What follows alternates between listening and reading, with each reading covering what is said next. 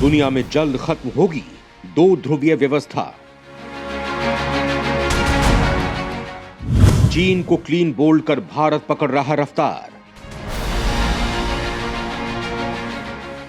America और रूस के बाद अब भारत पर सबकी निगाहें। हिंदुस्तान की तेजी से बढ़ती अर्थव्यवस्था पूरा करेगी उसके ख्वाब।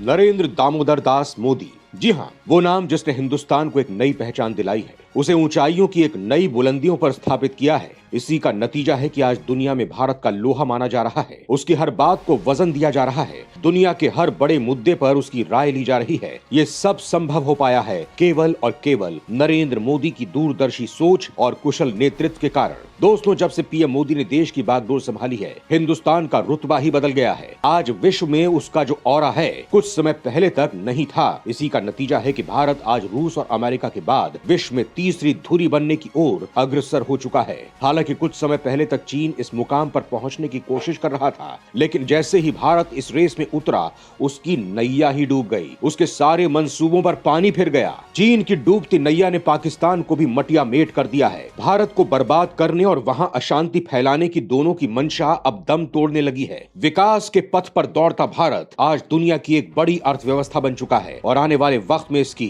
30 ट्रिलियन डॉलर तक पहुंचने की उम्मीद जताई जा रही है। दोस्तों, आप इस बात का अंदाजा इस बात से भी लगा सकते हैं कि एक तरफ जहां दुनिया के बड़े बड़े देश कहीं ना कहीं मंदी की मार झेल रहे हैं, वहीं भारत इससे अछूता है। यही नहीं, अब तो दुनिया की अर्थव्यवस्था को रफ्तार देने के लिए भी भारत पर ही सबकी निगाहें टिकी हैं। मतलब साफ है कि आज भारत उस मुकाम पर पहुंच गया है जहां पहुंचने की कभी उसने कल्पना की थी। दोस्तों, ये सब एकाएक नहीं हुआ। इसके लिए पीएम मोदी ने लगातार मेहनत की, पूर्ववर्ती सरकारों की गलतियों को सुधारा, दूसरे देशों के साथ संबंधों को नई दिशा दी, रूस के साथ साथ अमेरिका को भी अपने पाले में खड़ा किया और हमारे सबसे बड़े दुश्मन चीन, जिसके आगे चट्टान की तरह खड़े हो गए, जबकि पूर्व की सरकारें चीन के आगे बोलने की हिम्मत नहीं करती थीं। इसके उलट आज मोदी सरकार उस चीन के आगे सीना तान कर खड़ी है, उसे चुनौती दे रही है, उसके हर गलत कदम पर उसे रोक रही है। अब सीमा पर उसकी मनमानी नहीं चल रही है। कूटनीति और राजनीति दोनों तरफ से पीएम मोदी ने उसे बांध कर रख दिया है। और जहां तक सैन्य बल की बात है, तो पीएम मोदी लगातार इसे और मजबूत बना रहे हैं। इसी का नतीजा है कि आज हमारे देश में युद्ध के उपकरण बनाए जा रहे हैं। यही नहीं, हमारे रक्षा उपकरण दूसरे देशों की सुरक्षा को भी मजबूत कर रहे हैं। दोस्तों, ये सब ऐसे कदम है जो भारत को आज विश्व में एक बड़ी शक्ति के रूप में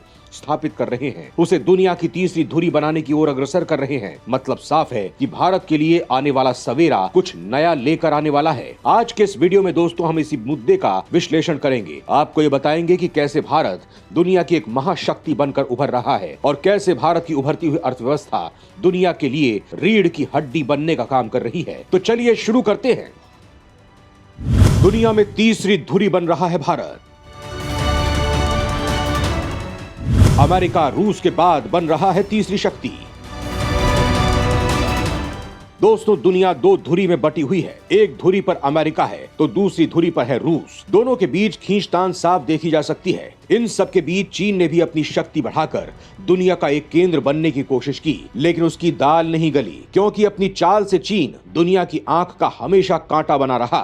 लेकिन इन सब के बीच भारत विश्व में एक महाशक्ति बनकर उभर रहा है, जिसका प्रभाव सबसे मजबूत और सबसे अलग है। इसी का नतीजा है कि दुनिया के ज्यादातर देश भारत के साथ संबंध बढ़ाने के लिए लालायित हैं। दोस्तों, ये ऐसे ही नहीं है। दरअसल आर्थिक शक्ति ही विदेशी संबंधों की आधारशिला मानी जाती है। जितने ज्यादा एफटीए किसी देश के साथ होंगे, उतना ही उस देश की ओर लोग और संस्थाएं आकर्षित होंगी, क्योंकि मुक्त व्यापार समझौता इस बात का सूचक है कि देश की आर्थिक स्थिति कैसी है। और इस परिप्रेक्ष्य में भारत का कद काफी बढ़ने वाला है, क्योंकि उसने कई देशों के साथ इसे लेकर समझौता किया है, जिससे उसकी अर्थव्यवस्था तेजी से बढ़ने की बात कही जा रही है। पीयूष गोयल ने भी दावा किया है कि आने वाले वक्त में भारत की अर्थव्यवस्था और तेजी से आगे बढ़ेगी और ये 30 ट्रिलियन डॉलर तक पहुंच जाएगी। दोस्तों, भारत आज हर क्षेत्र में विकास के नए आयामों को छू रहा है। कोरोना महामारी महामारी के दौर में और रूस यूक्रेन युद्ध के बीच भी भारत की अर्थव्यवस्था आज कई विकसित देशों से बेहतर स्थिति में नजर आ रही है। भारत के आर्थिक पुनरुद्धार के नायक पीयूष गोयल ने अगले कुछ दशकों में भारत को आर्थिक शक्ति के रूप में उभरने की क्षमता पर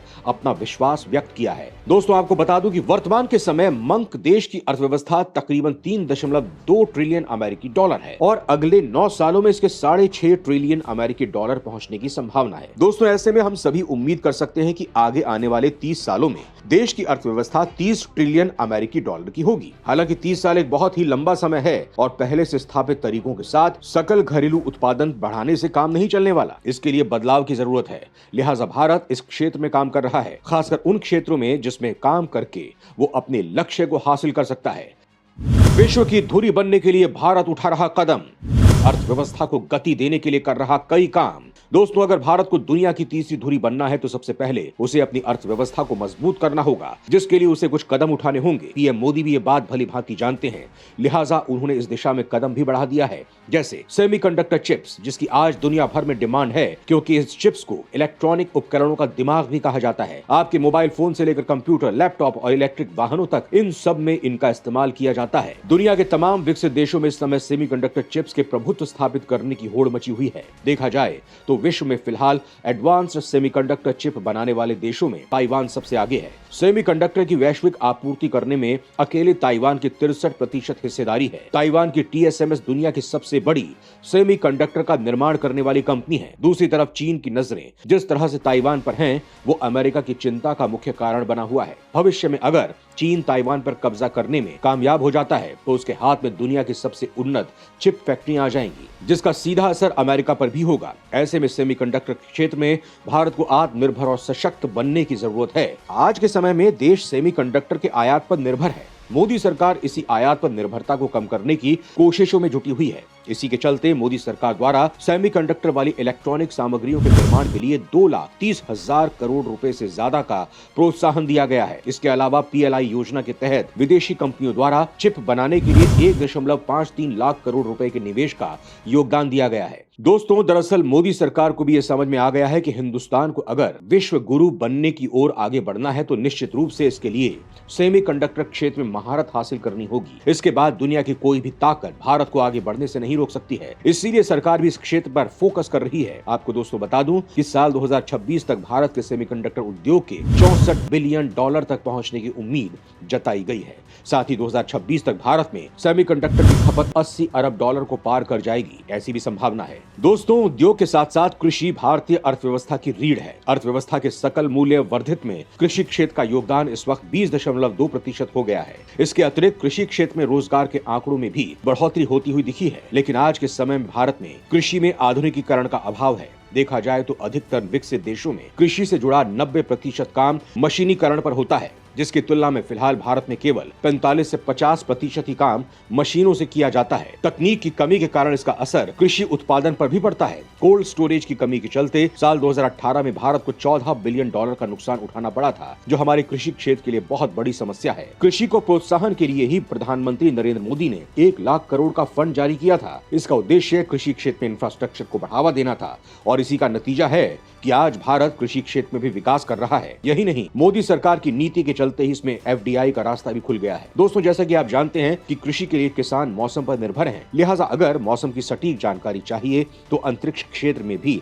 आगे बढ़ना जरूरी है। मोदी सरकार इस दिशा में भी काम कर रही है। हालांकि रॉकेट और सैटेलाइट लॉन्च करने के अतिरिक्त हम इस मोर्चे पर कुछ विशेष करते नहीं दिख रहे। वर्तमान में अंतरिक्ष की मांग मिट्टी के प्रकार, मौसम आदि चीजों पर नजर रखने की भी है, लेकिन अंतरिक्ष विभाग अपने दम पर हर मांग को पूरा कर पाने में सक्षम नहीं है। लिहाजा मोदी सरकार ने निजी क्षेत्र को भी इस दिशा में काम करने की इजाजत दे दी है, जिसका नतीजा भी हमारे सामने है। कुछ महीने पहले ही निजी क्षेत्र का रॉकेट अंतरिक्ष में छोड़ा गया है। दोस्तों, आपको बता दूं कि अंतरिक्ष के क्षेत्र में निजी भागीदारी बढ़ाने के लिए मोदी सरकार कुछ बदलाव लेकर आई है। 2019 में अंतरिक्ष क्षेत्र में सुधार के लिए न्यू स्पेस इंडिया लिमिटेड की स्थापना की गई थी। साथ ही निजी कंपनियों के लिए भारतीय अंतरिक्ष अवसंरचना के उपयोग को आसान बनाने के लिए सरकार ने इन स्पेस भी लॉन्च किया था। मोदी सरकार अंतरिक्ष क्षेत्र को FDI के लिए खोलने के तौर तरीकों की रूपरेखा तैयार करने के अंतिम चरण में है। एक अनुमान के मुताबिक दोस्तों, साल 2030 तक भारत के वाणिज्यिक स्पेस टेक की बाजार में हिस्सेदारी 77 अरब डॉलर तक पहुंचने की क्षमता है। 101 स्टार्टअप कंपनी इस दिशा में काम कर रही हैं। दोस्तों, उपरोक्त सभी क्षेत्र एल्गोरिदम के बिना अधूरे हैं। ये एल्गोरिदम ही है जो अंतरिक्ष यान को अन्य ग्रहों तक ले जाता है। एल्गोरिदम ही है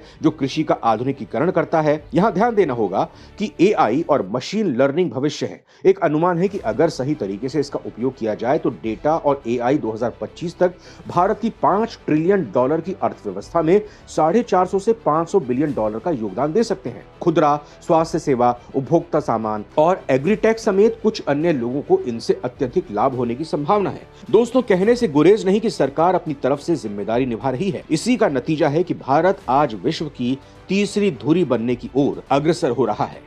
जय हिंद, जय भारत।